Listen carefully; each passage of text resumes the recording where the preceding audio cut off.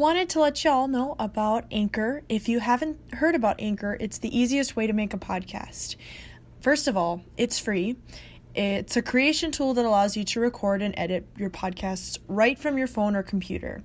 Anchor will distribute your podcast for you so you can be heard on Spotify, Apple Podcasts, and many others. You can make money from your podcast with no minimum listenership, in fact. It's everything you need to make a podcast in one place.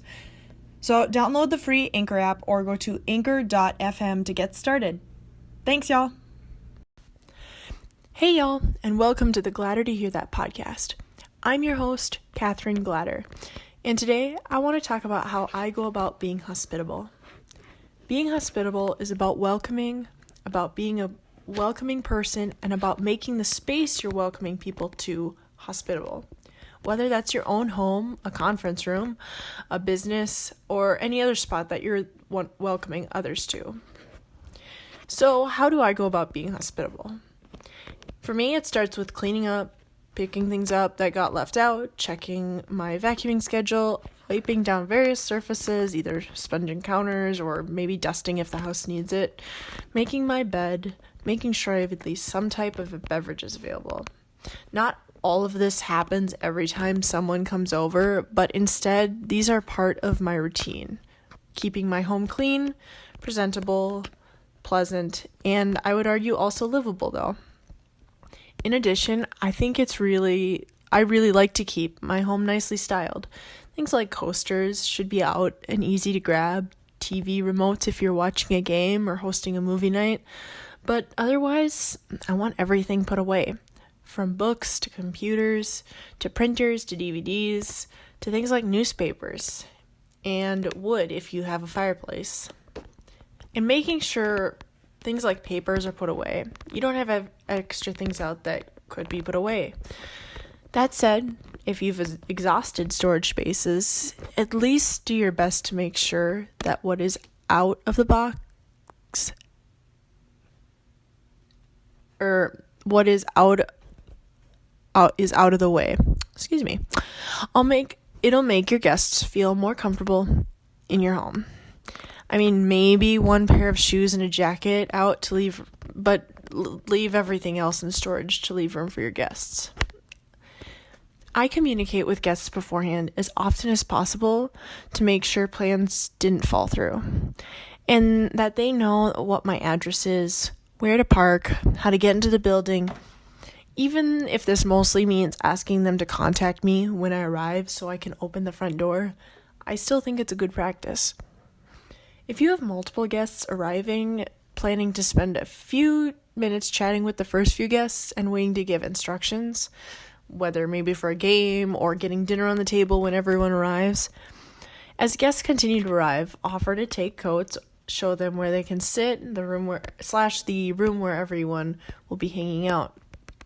I've realized some people like to be invited further into the host's home. Once everyone arrives, do your best to ensure that everyone knows each other. At the very least, mention everyone's names, or how you know the others, unless that's obvious from the context of the invite. If you have one guest, make sure they feel at home nonetheless. Invite them into the living room or kitchen for a beverage, if they'd like it, before you head to a table or seating, depending on what you'll be doing. This may sound formal in these terms, but I really like to be aware of the comfort of my guests. I'll be the first to admit, I like a nice house tour to see their design style and learn a little bit more about friends through that, but I'm still trying to figure out what that means for inviting guests into my small home. I realize not everyone wants this treatment, and I'm very okay with that. Being hospitable also means making the very most of your space, in my opinion. Like keeping around furniture to make guests comfortable.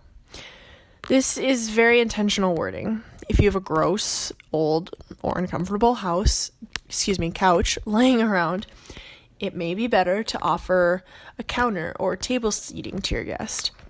On the other hand, if you have mismatched furniture but it's all good quality and or you have lots of guests, consider keeping it for your guests' comfort. You could also bring chairs or tables from other places in your home to make the place suit the occasion. For instance, When I had my extended family over to my small apartment for my parents' birthday, I made sure I had enough seating for everyone by setting kitchen chairs, desk chairs, old folding chairs, and ottomans even, as seating in my living room, and I had just the right number of spots for everyone. This could also include more details like having plates, cups, respective utensils for everyone in attendance. As far as during the event, make sure you communicate what food or drink or bathroom is available, and whether if it's food, if it's served by you, or what, depending on what you communicated in your invite. Maybe everyone needs to know that the party is downstairs and that you need to make your way down there as you're inviting guests in. As you come to the end of your time with your guests, make sure that it's as on time as possible if you mentioned an end time in your invitation. And if you're the guest, make sure to communicate to your host any commitments you have after the time your host suggested, so they can be respectful of your commitments. Even to the point of rescheduling your time together in the first place, if that's best for everyone. If no end time was listed, make sure your guests know that you intend to be respectful of their time nonetheless, and understand if they mention they need to leave. Or if you may need to be respectful of your own energy level if you're perhaps more introverted, and ask your guests to leave after you've finished a dessert or finished a movie, to mention a few examples. I'd suggest making your reason very clear out of respect for your guest. Or host in the other case. Some rules of thumb for being a good host in general, though. If you asked a friend over for lunch, have an idea of mind of what you can serve them out of your home, and ask them if your plan sounds good and if they have any allergies. If you're planning to eat out with a friend, make that clear in the invite, especially if you plan to pay for your own food and likewise them. If you're having a game night, ask guests if they'd like to contribute any board games of their own. Otherwise, have a selection, even if it's small, ready if possible. If you're having a movie or TV binge night, make sure you communicate about snacks and what film or show will be shown, and what time you plan to start the viewing in respects to the invite time. If you're having a general hangout, I'd encourage you to make that clear in your invite, unless it's reoccurring and obvious. If you're hosting a guest outside your home, both in terms of outdoor events or events at venues or restaurants, make sure your instructions are clear and labeled if they need specific directions. If you plan to meet at a bar and grill, give the address and not just the city. Clarify whether or not you've made reservations or not.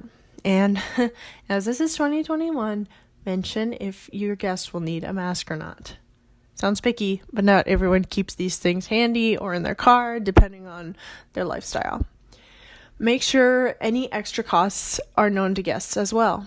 If you're meeting at, say, an arcade or perhaps more practically a dance, make sure ticket prices are clear to those you've invited. When I say invite, this can be as simple as a text or as fancy as a mailed invitation. It's about the action and communication of inviting your guest. I enjoy hosting events, and what I share here has come from what I've learned from hosting and from what I've learned from being hosted or invited by friends. I love making others feel welcome in my home and making my home a pleasant place for anyone who's there, including me. Lastly, I want to ask listeners what they'd like to hear about from me next. I have other ideas in mind, but I'd love to consider what you want to hear about. Either tweet me at Catherine Glatter, submit a message on Anchor, or head to my website at catherineglatter.com and submit a contact form. These go right to me anyway. Thanks for the suggestions. This has been Catherine Glatter of the Glatter to Hear That podcast. Thanks for listening, and please subscribe or follow on your favorite platform. Bye.